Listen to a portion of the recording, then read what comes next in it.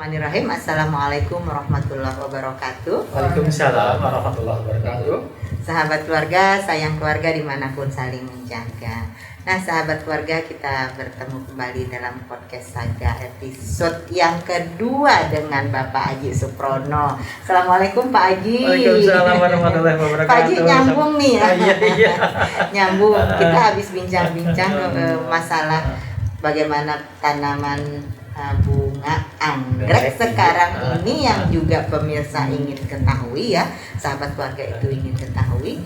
Tabu lampot Pak, ini sekarang sedang marak, sedang digandrungi. Tabu lampot, tanaman buah dalam pot. Sebenarnya apa sih Pak tabu lampot itu, dan jenis buah apa ya Pak ya yang cocok untuk ditanam dalam pot nih Pak? Oke, terima kasih. Salam kenal Ibu. Sahabat keluarga, assalamualaikum warahmatullahi wabarakatuh. Jumpa lagi dengan acara podcast Sahabat Keluarga episode kedua. Kalau kemarin kita bahas tentang tanaman hias anggrek, hari ini yang lagi booming memang karena kesibukan dan lain sebagainya, kita nggak boleh kemana-mana, pandemi, itu tentunya kita punya kesibukan tersendiri lagi. Samping tanaman hias, juga tanaman buah dalam pot atau tanaman dalam pot. Oke, sahabat keluarga, sebetulnya tanaman yang cocok untuk ditanam dalam pot. Pot itu bisa macam-macam ya sahabat keluarga ya, bisa berupa karung, bisa berupa planter bag, bisa pot, bisa dengan drum. Nah, sahabat keluarga, ini kalau untuk wilayah lahan di Jakarta sangat cocok nih, karena lahan terbatas ya Bu ya. Jadi memang solusinya memang kalau kita suka dengan tanaman buah ya memang ya harus kita tanam dalam pot. Cuma memang sahabat keluarga ada beberapa kriteria yang memang seyogianya memang harus kita penuhi untuk berbudidaya di tanaman buah atau tanaman dalam pot. Contohnya adalah kalau yang ungu itu tanaman mangga ya. Jadi kalau tanaman mangga yang berpostur dia lebih besar itu identik dengan ya tanaman dia akan semakin membesar. Kemudian lagi tanaman-tanaman buah yang memang identik dengan tanaman yang kecil yang berbuah itu lebih bagus memang ditanam dalam sebuah pot. Kemudian potnya itu sendiri sahabat-sahabat keluarga memang bisa berubah ukurannya sesuai dengan daya tumbuhnya besarnya. Gitu. Seperti sama yang saya sampaikan di episode yang sebelumnya, kita kenal tanamannya. Karena dia di contoh-contohnya ada tanaman juga yang kita bisa tanam, tanaman nangka mini ini bisa juga berbuah gitu. Nangka memang yang mini, bukan nangka yang besar. Gitu. Jadi tanaman seperti itu.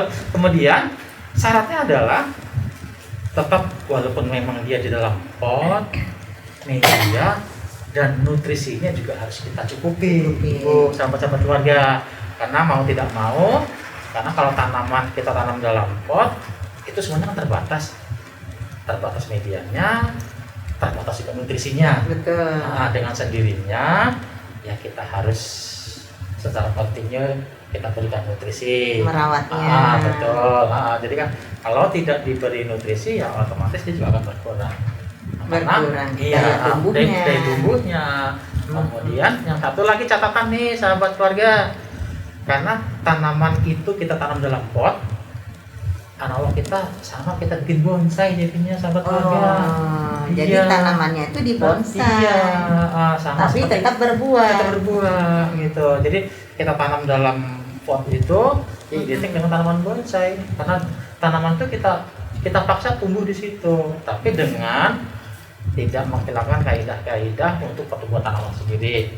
Contohnya adalah pemakaian media yang sesuai juga dengan tanamannya. Kemudian apalagi kalau hampir tanah-tanah Jakarta ya, sawit itu kandungan garamnya sudah mulai agak tinggi. Juga sering-sering. Ini kalau saran saya, kalau kita habis banjir itu disiram aja dengan air hujan.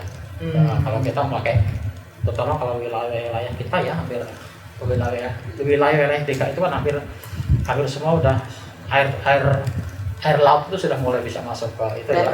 Apalagi kalau musim hujan seperti itu. Jadi saran saya memang tetap harus diperhatikan itu, tidak mengurangi kaidah-kaidah tanam dan tumbuh. Saya pikir itu Ibu dan sahabat keluarga. Pak Aji ini udah jelasin tadi kan tanamannya itu tergantung jenisnya, besarnya pot dan juga medianya. Ini yang ada nih dulu aja nih tanaman apa aja, terus medianya yang dibutuhkan apa saja, terus nutrisinya seperti apa, perawatannya nih. Contoh yang ada aja nih Pak. Sahabat warga yang baik hati, ini contoh yang ada di display di depan kita masing-masing. Ini ada tanaman jeruk lemon. Ya, ini lemon California, lemon lokal. Lemon yang lokal. Lokal ini. Masa pandemi lagi in. Iya. Nah, di kebun kita di pusat pengembangan budidaya profil tanaman dinas tanaman tinggal KPKP ini untuk di online lumayan lagi banyak penggemarnya. Iya. Ini karena kalau itu dibikinnya tuh ya, dibikin apa minuman. Campur teh gitu kan. Ini lemon tea kita banyak karena kemudian ini ada varietas apa namanya ini alpukat. Alpukat. Ini kebetulan yang kita kembangkan adalah varietas yang kita kembangkan punya Jakarta. Varietas Cipedak. Alpukat Cipedak. Iya. Memang kita alpukat Cipedak belum pernah tahu. Oh iya. Ini alpukat Cipedak, ini punya teman-teman dari kelompok petani coba kita kembangkan. Ini asli punya Jakarta.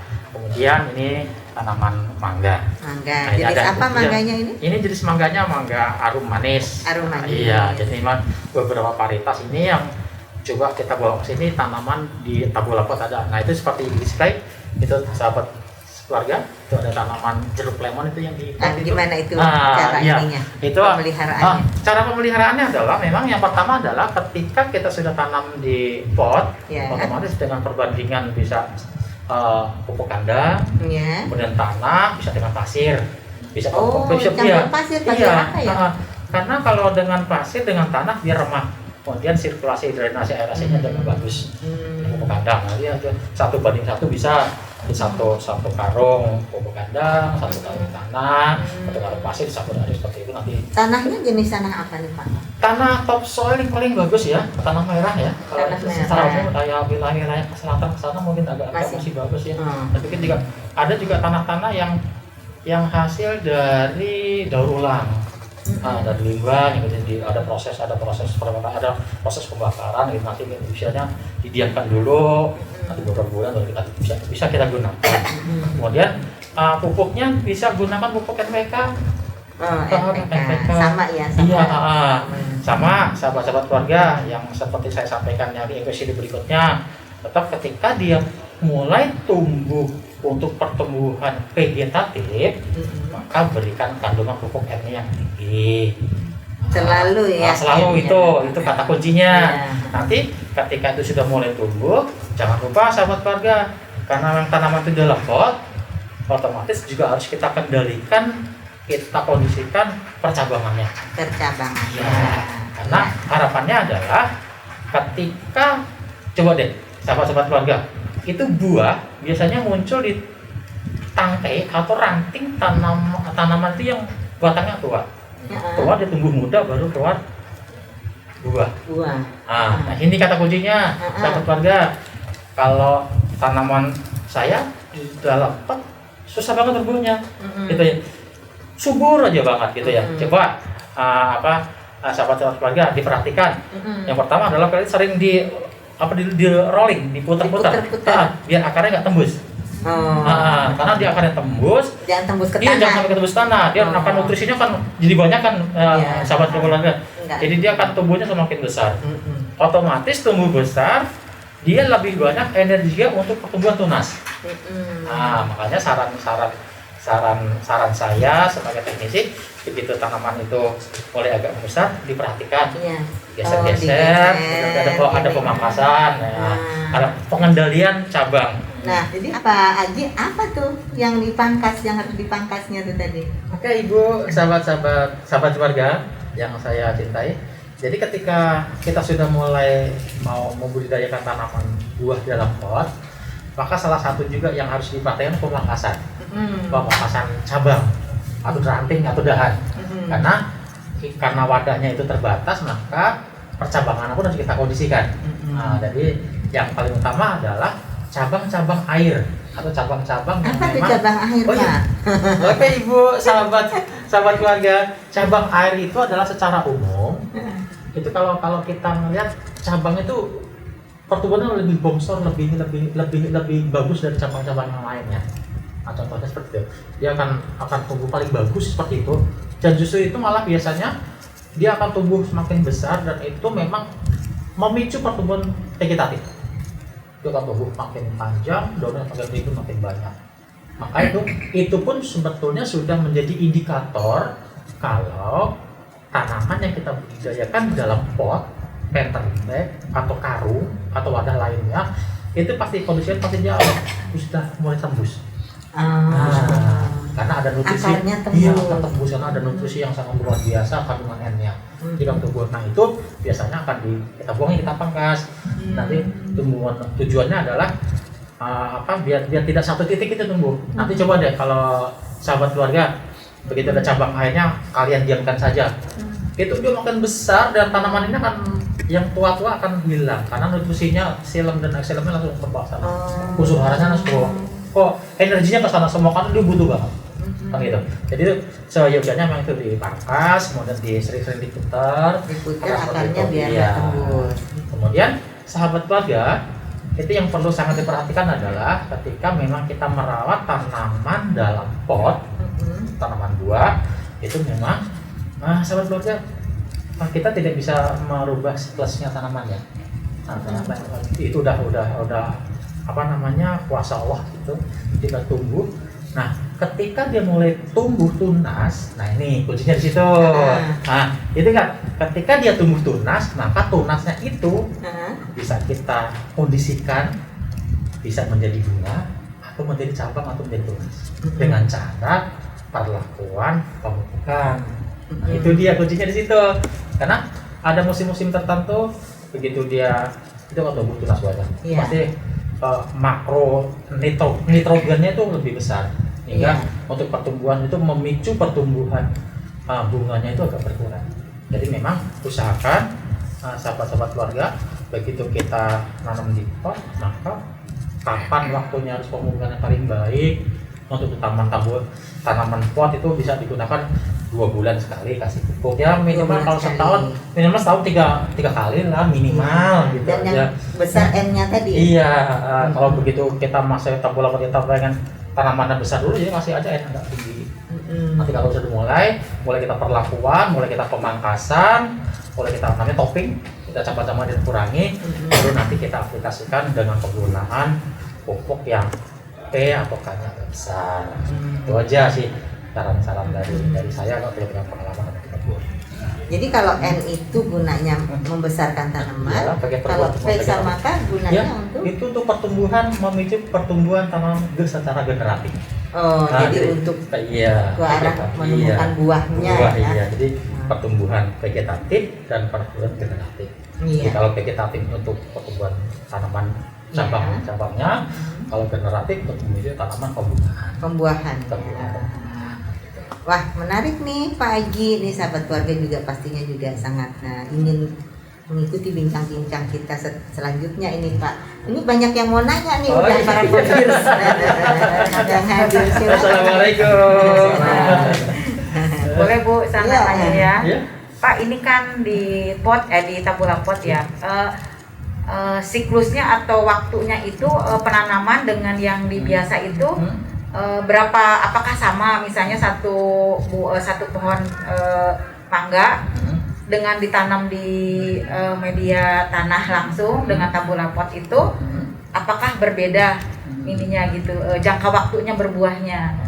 Nah kemudian bagaimana caranya supaya cepat berbuah nih? Yang ada di tabula itu ada 2 nih biar cepat-cepat nih. Iya, gimana Pak, itu ada 2 pertanyaan Pak. Terima kasih sahabat keluarga, ini pertanyaannya sangat cantik banget saya pikir. Karena keinginan ketika kita ingin menanam tanaman itu dalam pot, otomatis ada clue yang ingin kita inginkan. Ya, karena kalau sudah ditanam di kebun ya ngikutin alam, di kebun buahnya. Cuma kalau memang di dalam pot itu bisa kita rekayasa. Kita bisa rekayasa namanya. Artinya ketika tanaman itu mau kita apain sih gitu ya. Ini kayaknya tanamanku masih kecil ya. Ini kayaknya biar gede dulu deh. Kasih saja pupuk yang saya pengen tadi N-nya gede. Nanti kalau sudah maksimal besar, wah udah cukup nih. Langsung kita hentikan dulu, kemudian kita berikutnya lihat pertumbuhannya ketika batang-batangnya sudah mulai agak sedikit warnanya berubah gitu kan, hijaunya hijau nggak hijau banget, nggak hijau muda, agak hijau tua, langsung kita berikan pupuk P dan K-nya yang besar. Atau kalau sahabat keluarga kalau berkenan suka ngambil main ke teman-teman tanaman juga banyak, ada JPT, zat pengatur tumbuh, itu ada kandungan sitokolin atau oksinnya, terus Paclobutrazol. Itu mungkin kalau saya kalau begitu lihat ada dosis, ada aplikasi pupuk atau apa, saya lebih lihat ya kandungan kimianya seperti apa. Atau kalau enggak, ini ada yang apa namanya, sisa-sisa limbah makanan di rumah. Apa tuh sisa apa? Sayur-sayur ada yang kandungan MSG. Itu juga bagus buat tanaman secara itu. Diapain sayurannya, diapain? Jadi kalau bekas sayur-sayur apa ya, udah nyayur ibu keluarga kita nyayur, dituangkan saja di embed, siramkan ke tanaman. Jadi air sayurnya. Iya, air sayurnya, sisa-sisa gitu kan sayang itu ya. Itu benar ada beberapa, ada vitamin B, ada tiamin, ada kinetin gitu ada. Tiamin, vitamin B. Ya, kemudian kalau bapak ibu kita dulu bekas ikan, ya bekas ikan disiramkan itu lebih manis gitu. Itu juga ternyata itu bisa disiramkan ke situ. Cuma memang satu resikonya karena dia itu organik, jadi ngundang semut. Yang ngundang semut yang bekas sayur tadi. Iya, jadi begitu disiramkan. Tapi itu limbah-limbah seperti itu limbah-limbah rumah tangga lah, itu masih bisa digunakan untuk dipermetaskan seperti itu. Bekas cucian beras itu juga bisa diaplikasikan, direndam, kudu disiramkan. Cuma memang sahabat-sahabat keluarga, ketika kita menggunakan pupuk yang saya maksud tadi, memang ada resikonya mengundang organisme yang lainnya. Jadi kalau memang halaman sudah agak luas, itu cukup lebih sehat. Karena juga ini sahabat-sahabat keluarga, Pak, tanaman saya pas kutu kebul atau petagona yang putih-putih gitu ya. Itu harus bagaimana? Saran saya sih memang kalau kita tinggal di pemukiman yang padat, saran saya untuk tidak menggunakan bahan kimia. Karena residu kimianya tuh kurang sehat ya. Nah, jadi kalau memang bisa diberantas atau bisa dikendalikan secara fisik ya, dilakukan aja seperti itu. Nanti kalau memang hilangin aja ya, bisa dipetani lah, kalau diambilin satu-satu gitu. Atau kalau tidak bisa, gunakan insektisida yang nabati ya, gitu. Banyak di tempat kami juga ada produk-produk nabati yang bisa kita itu aplikasikan ke tanaman yang memang jadi ramah lingkungan.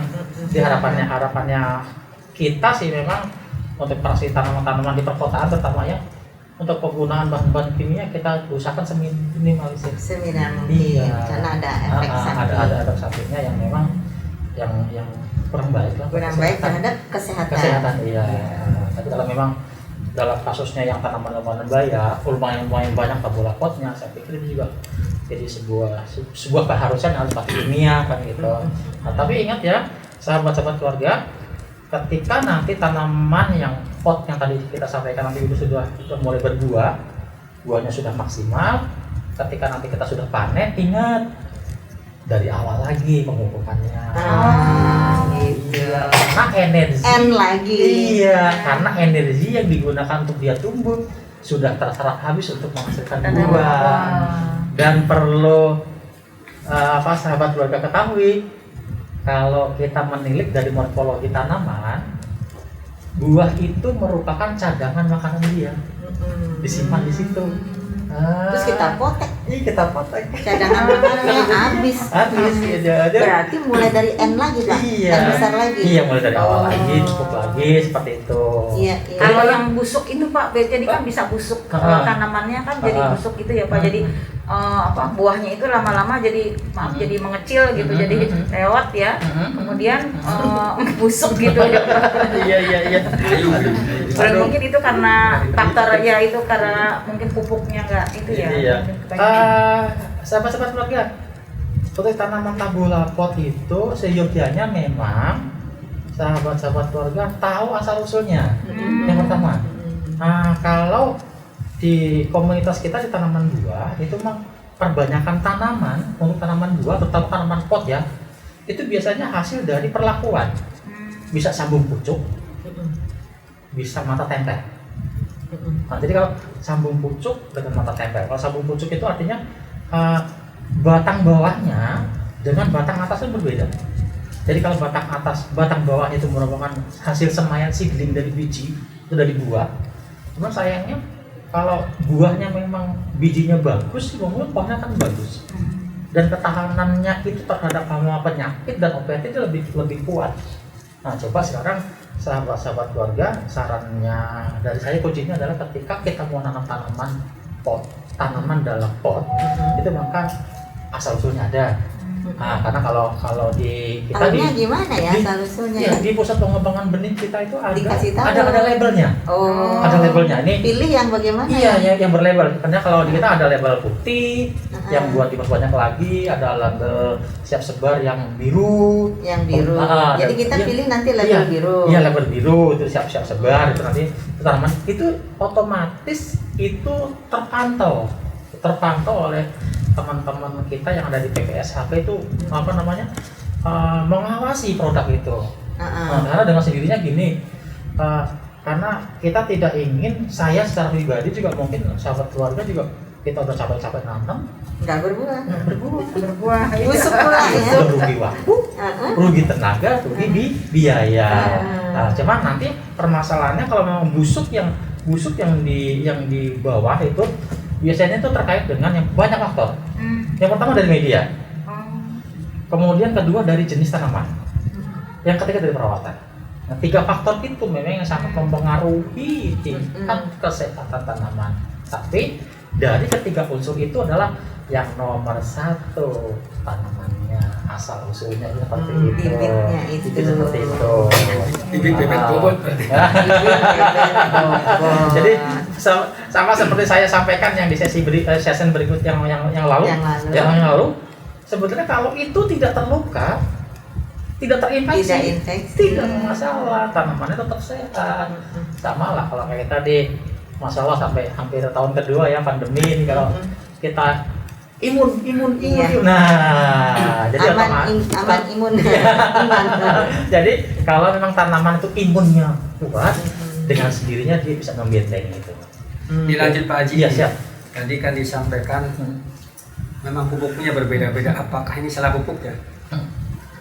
Di tanaman buah di pot bagus, daunnya bagus, pokoknya menurut kita subur lah. Oke. Tapi nggak buah-buah. Makanya kata orang, wah ini Pak ini mah jantan misalkan. Laki kalau masih nggak berbuah kan. Itu pertama ya yang itu. Apa itu betul apa memang karena salah pupuk ya? Mitos atau fakta?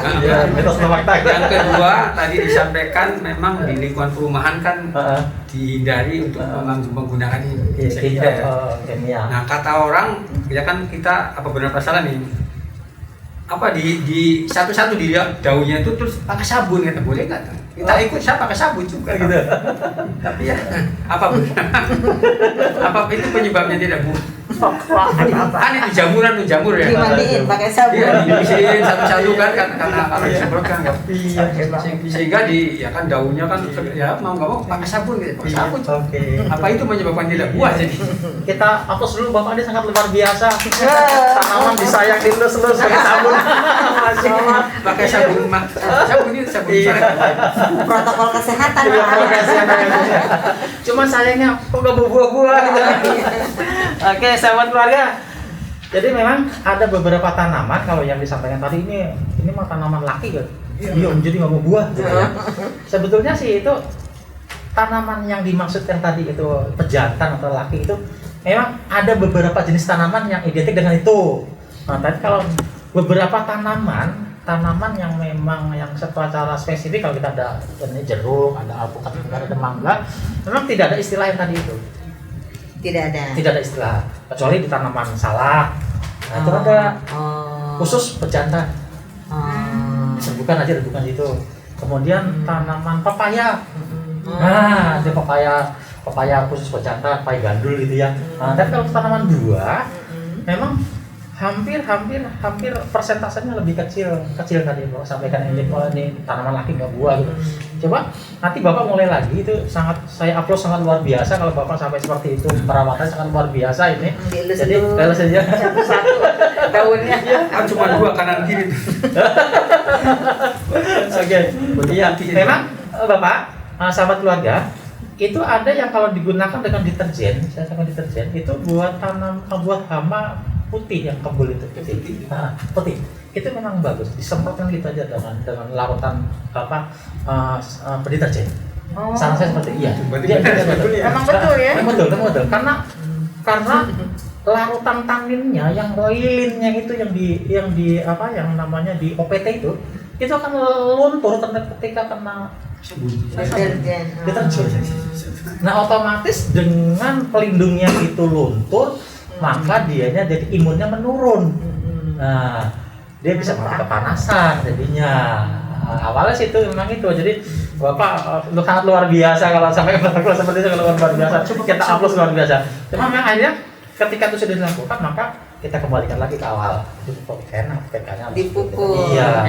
Dan pemberiannya bisa yang kita sampaikan tadi, bisa sesering mungkin tapi dengan dosis yang dikurangi, atau jika interval waktunya agak panjang tapi dosisnya dengan sesuai. Artinya kalau memang dia dosisnya dia sekitar 1 hingga 2 gram, kalau mau sering digunakan dikurangi separuhnya. Berarti yang sabun tadi sebetulnya benar ya? Benar. Iya. Sangat luar biasa. Iya. Asik nih Pak Haji ngobrolnya, bukan main, ada jantan, ada apa ini? Pak Rizky ini punya pengalaman lagi nih ya kan Pak Rizky? Haji, aku juga pengen tanya nih. Oke, siap. Namanya tentang tanaman buah dalam pot. Kita biasanya kalau di rumah itu, ini seperti yang tadi Pak Haji jelasin juga ya. Kita mau merekayasa. Kita kepengen tanaman buah itu kan yang di dalam pot itu pohonnya pendek, buahnya banyak, ya kan? Bukannya pohonnya tinggi, buahnya jarang. Nah, tips yang paling harus diperhatikan itu sebetulnya apa Pak Haji? Biar tanamannya pendek, buahnya banyak. Gitu kelihatan buah semuanya. Iya itu benar. Oke, terima kasih sahabat-sahabat keluarga. Saya pikir ini bukan keinginan Dio aja deh. Keinginan kita semua di pemirsa yang ada di sini ya. Jadi pengen buahnya pendek, pohonnya pendek, contohnya rimbun, ya buahnya luar biasa banyak. Oke, sahabat-sahabat keluarga, intinya adalah ketika kita ingin punya itu, maka seperti yang sudah saya sampaikan lagi, kita kenali tanamannya itu. Dia nutrisinya seperti apa, kemudian cara penyusupan seperti apa, cara pemeliharaan seperti apa. Jadi sahabat keluarga, makanya perlu diperhatikan adalah karena saya kembalikan lagi, karena tanaman kalau kita tanaman di dalam pot atau planter bag atau drum dan sebagainya itu identik dengan kita seperti di bonsai. Jadi maka nutrisinya juga harus kita perhatikan. Contohnya tadi seperti itu, kalau dia mulai pertumbuhan percabangannya ya kita kondisikan siap. Kalau dia mulai siap buah ya, karena dia akan momong buah banyak, otomatis lengannya atau rantangannya harus siap kuat gitu. Dengan kuatnya seperti apa? Diberikan nutrisi yang makro-mikronya kita kita berikan, bisa berupa yang pupuk organik, bisa pupuk non organik. Kalau organik bisa juga pupuk kandang, ya bisa pupuk kandang, ada kotoran sapi, ada kotoran kambing, kan itu juga bisa digunakan. Karena dengan begitu, insya Allah kan apa yang kita berikan, tanaman akan kembali memberikan antara buat kita. Ini seperti itu. Iya, cuman saya pakai lagi, begitu nanti pemupukan medianya sudah oke, kemudian topping pemangkasannya juga sudah dilakukan. Jangan lupa ya, putar-putar. Kemudian ada aplikasi yang dia, ini udah waktunya tumbuh tunas nih ya, udah. Ini kuncinya dia pengen jadi tunas atau jadi bunga. Nah, banyak teman-teman sahabat keluarga, kalau saya pernah berkecimpung di laboratorium itu ada zat PT namanya resitokelin auksin. Resitokelin itu berbuat tunas, auksin itu perakaran. Kemudian ada pakoputrazol, gibberellin asik, ada gibberellin asik, asam amino. Dan itu memang banyak yang produk-produk memang yang menampilkan itu. Jadi sahabat-sahabat keluarga, kalau nanti berkenan ambil melihat produk-produk yang beredar pasaran, coba perhatikan ada oksin, sitokinin, baclobutrajol, itu zat-zat itu yang mendukung untuk pertumbuhan tanaman menjadi lebih ke arah pembuahannya. Iya, seperti itu. Nah, jadi memang saya pikir juga memang sahabat keluarga juga memang harus mulai ya sekedar bikin grup gitu ya. Tanamanku berbuah, Pak ini cepat loh. Habis ini nanti oh kita iya gitu ya. lapor Pak Haji. Iya, semakin kita berbagi pengalaman, kita ada pengalaman, kita ada film masih baru gitu. Aku pakai pupuk ini bagus loh. Tanaman coba gitu. Jadi memang kita harus ada komunitas seperti itu. Di samping memang secara pribadi juga memang kita juga sudah melakukan itu. Betul. Saya pikir itu, Pak. Keren banget nih. Pak Haji, aku kepengen tanya deh, kalau cara kita memangkas itu biar pohonnya nggak tinggi, itu ada tips dan triknya nggak biar badannya gemuk, buahnya banyak? Oke, siap. Teman-teman, sahabat Saga yang saya sayangi, jadi ketika kita mau memangkas itu yang perlu diperhatikan adalah ini contohnya yang tanaman seperti ini. Saya naikkan aja ya. Nah, seperti ini. Nah, ini. Nah, ini yang sahabat keluarga yang saya sampaikan tadi cabang air itu ini. Nih. Ini cabang air. Taunya cabang air? Iya, cabang air dia tumbuhnya lebih subur. Warnanya hijau. Nih, lebih subur. Ya, ini cabang air. Namanya cabang air, dia lebih tumbuh subur. Ini kalau kita biarkan besar ini akan kalah. Oh gitu. Ya. Nah, terus kalau dipangkas sampai mana? Nanti kalau kita mau pangkas dihabiskan saja sampai sini. Oh, ini kita matikan gitu. saja buah. Itu cabang yang airnya Iya, ya. cabang airnya Ini saja. yang bilang cabang air warnanya hijau. Itu yang cabang air. Kemudian kalau ini mau kita bentuk menjadi indah bentuknya, maka itu ada pedoman hanya 3-1. Jadi kalau 3-1 dimatikan biar 2 yang hidup. Contohnya seperti ini. Ya. Itu Kalau yang diambil, ini kita yang ambilkan, hijau. ini biarkan ini 2. Ya. Iya. Nah, biar 2. Ya. Nanti ini kita matikan, biarkan saja ini mati. Ini kalau kita potong ke sini, dia akan tumbuh jadi 2. Jadi 4 ya. Nah, 2 4 terus biarkan gitu. Jadi otomatis dari 1 dia 2 bercabang seperti ini, terus cabang lagi seperti itu. Nah, jadi solusinya seperti itu. Kemudian mangkasnya ketika seperti ini pas di tengah-tengah antara ketiak daun seperti ini. Ketiak yang mana? Ya ini ketiak daun. Ini daun. Ini ada ketiak daunnya. Ya. Tahu ketiak gimana, Pak? Ya. Atau di pangkal daun. Di pangkal daun. Iya beneran. Iya, di pangkal Tanya daun. beneran. Iya, di pangkal daun. Jadi usahakan kita potong di tengahnya sini. Ini nanti Jadi sini. di tengah ini nih, Iya, Pak. tengah di atas. Antara buku sama buku. Iya, antara buku.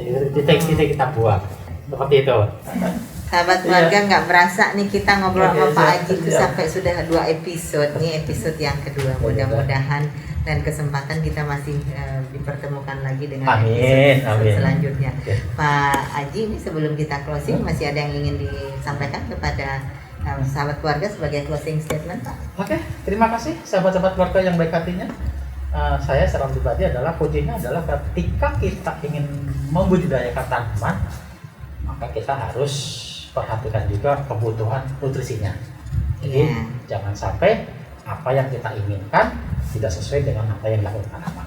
Mungkin dari saya seperti itu. Terima kasih. Terima kasih Pak Haji, terima kasih Pak Ibni, Bu Tintin, Pak Rizky atas kebersamaannya dalam episode podcast Saga kali ini. Mudah-mudahan dapat kita terapkan bersama sambil bertanam di buah di dalam pot juga sambil menyayangi tanaman itu, tentu tanamannya akan menyayangi kita juga dengan memunculkan buah-buahnya yang banyak. Insya Allah. Demikian sahabat keluarga, jangan lupa terus subscribe, pencet tombol merahnya dan share ke lebih banyak lagi keluarga-keluarga lainnya agar lebih banyak mendapatkan manfaat. Nah, bisa like juga dan komen, tinggalkan pesan, pertanyaan-pertanyaan juga boleh seputar tanam menanam ataupun pertanyaan-pertanyaan lainnya. Terima kasih, sampai jumpa. Assalamualaikum.